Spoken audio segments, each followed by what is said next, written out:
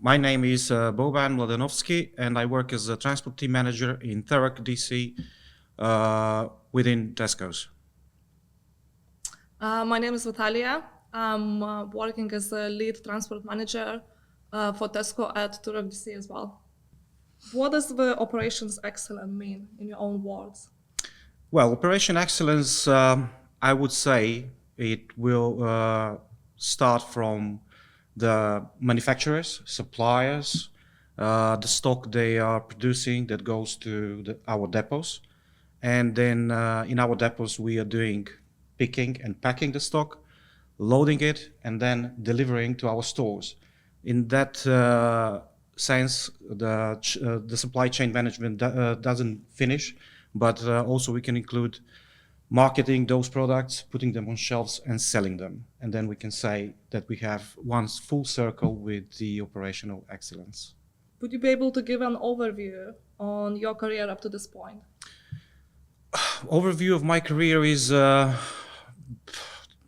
time ago, 2004.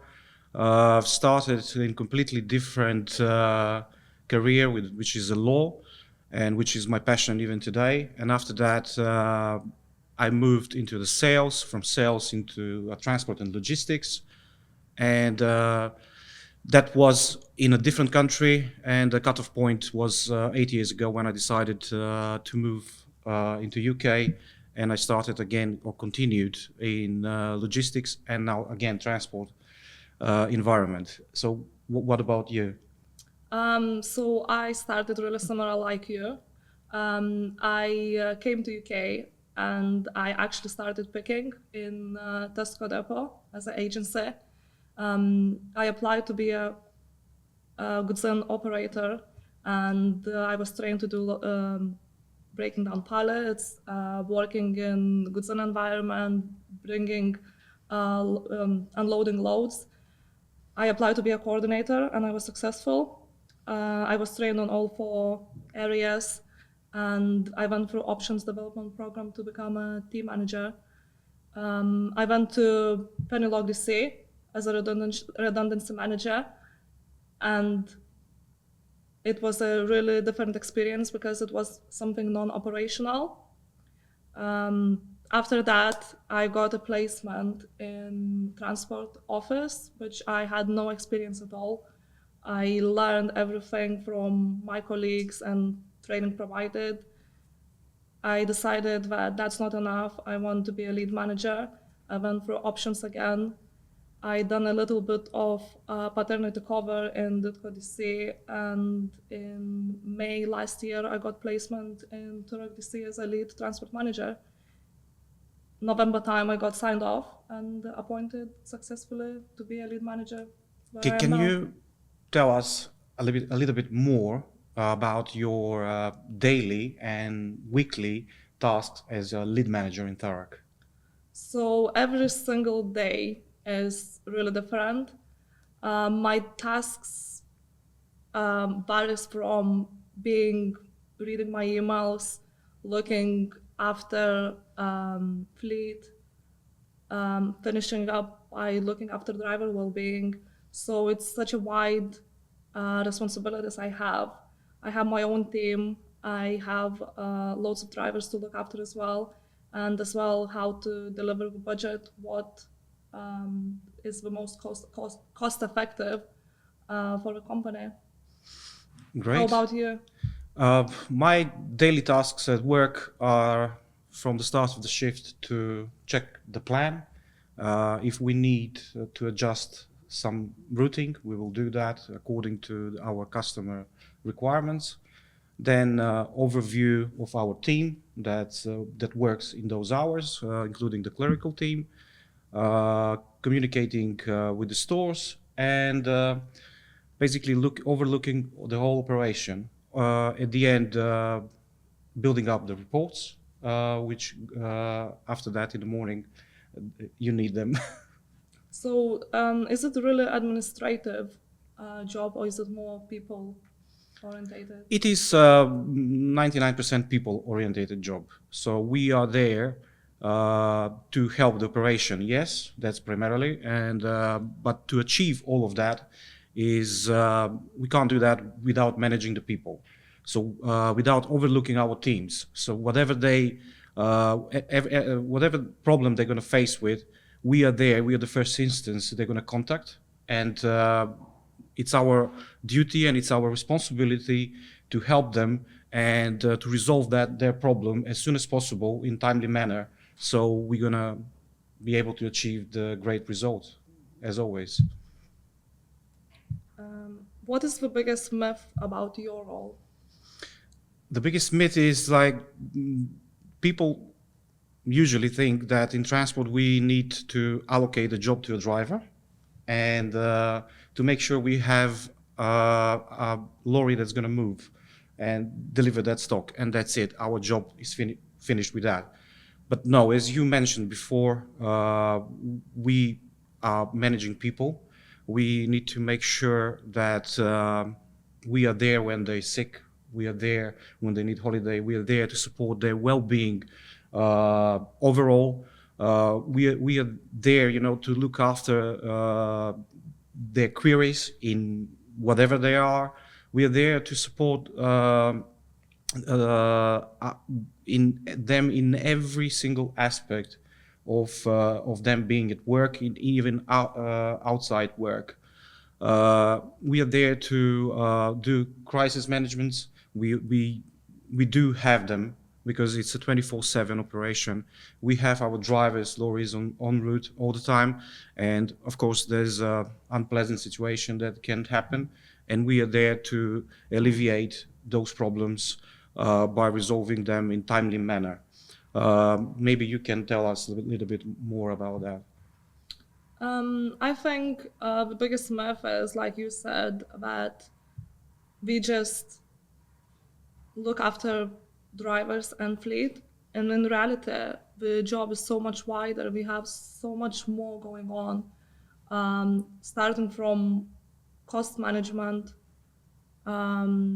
finishing with driver well-being, like I said before. The job is much more interesting than you can imagine, and every single day is completely different. You can't expect that.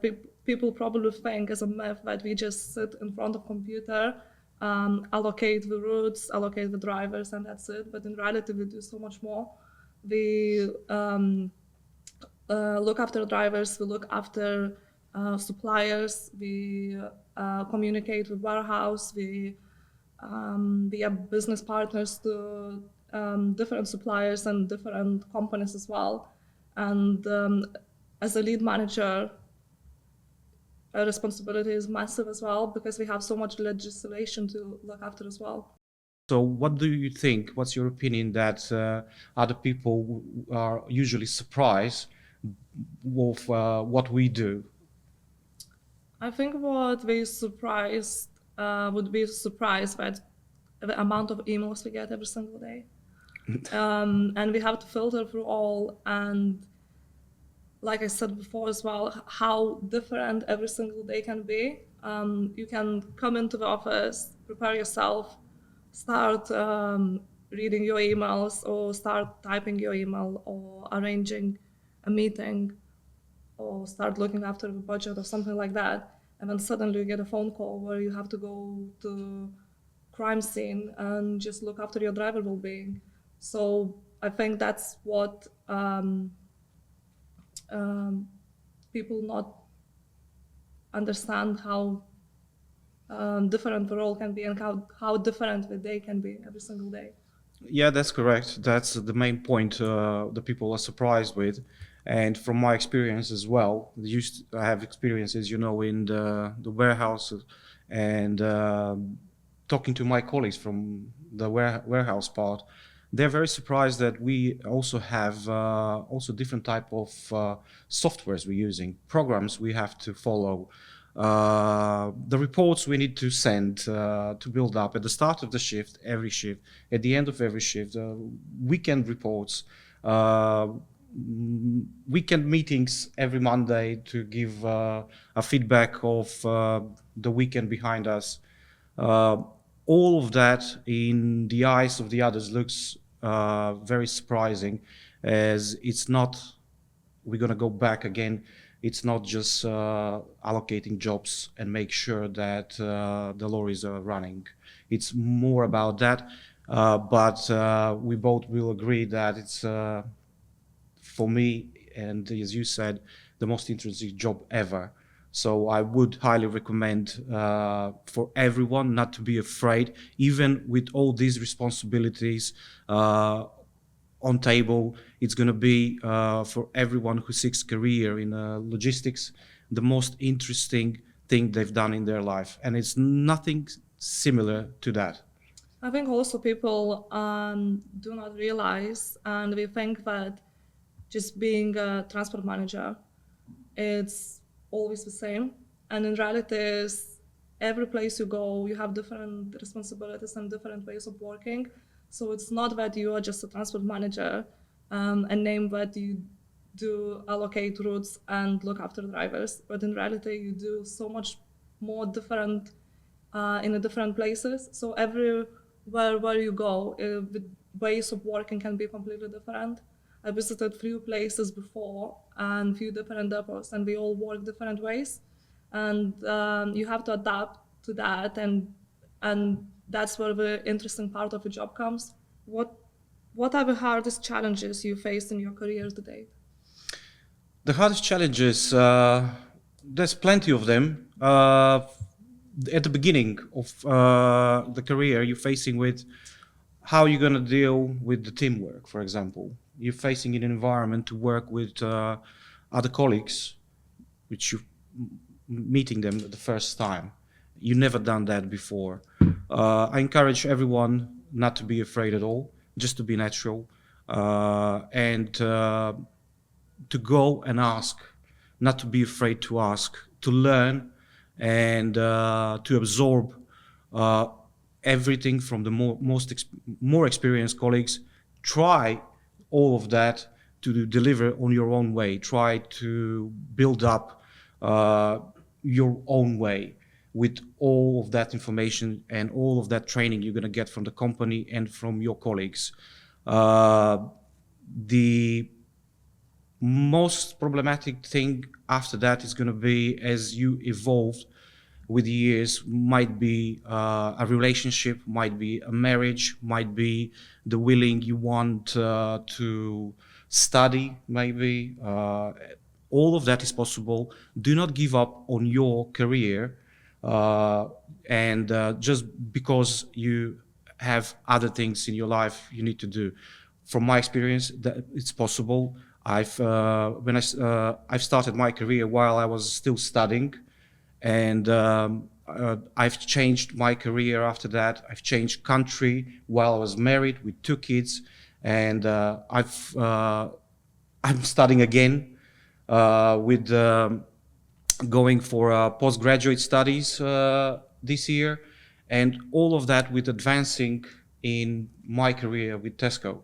So it is, on a way, scary. Just be brave in what you do and solve problems on the way you go, as resolving problems will keep the pressure off you. And what about you? What is a highlight that you can tell us about from your career to date? The highlight of my career at the moment is that I'm signed on options, or as Tesco is saying, opportunity to get on to become a part of the senior management, or to get to possibility to apply for senior management role. And looking back through all of my career, there's a lots of good moments, a lots of success. But when summarizing all those 20 years of experience, I think, and I'm sure about that this opportunity now given to me is the best thing that ever happened to me. And looking at that my family is still far away, and being here supporting them from almost 2,000 miles away, and going through the studies again in the age I have, uh, I think it's rewarding.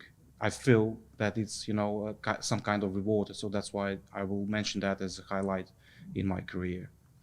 I think personally, my highlight of my career is when a colleague came to me and said, "You are an inspiration. I want you to be a mentor. I want you to help me out, and I'm inspired by your career progression." Professionally, similar to you, like when I was signed off successful as a lead manager and successfully delivered the best Christmas for over 20 million customers. What are the key skills that help you to do your job or helps you to do your job every day? Communication is number one skill. I highly recommend everyone to work on developing that skill. It's a key factor to succeed in every environment, especially in logistics, by receiving and sharing the information, especially with your team, where you're going to show your second skill, a team player. That's the foundation of every success. So I would stick with them too, not going into the hard working part and developing themselves, learning and all that. Communication and teamwork will end up with self-explanatory problem solving, which is our job. For me, is resilience probably the biggest one, especially in doing my role. You have to be really resilient. You can't let yourself down by getting upset for the situations what happened before. You have to treat every day like a new day, like a new page. Like you mentioned, teamwork is really important. You need to surround yourself with right people who can help you. You can't know everything. You need to have sources and resources around you. So teamwork is a great skill you have to develop as well. This job can be very lonely, especially as a lead. You managing team of managers, so you are kind of on your own, and team reports to you. So it's really important that you surround yourself with people and just be resilient. How important is that you trust all of those people?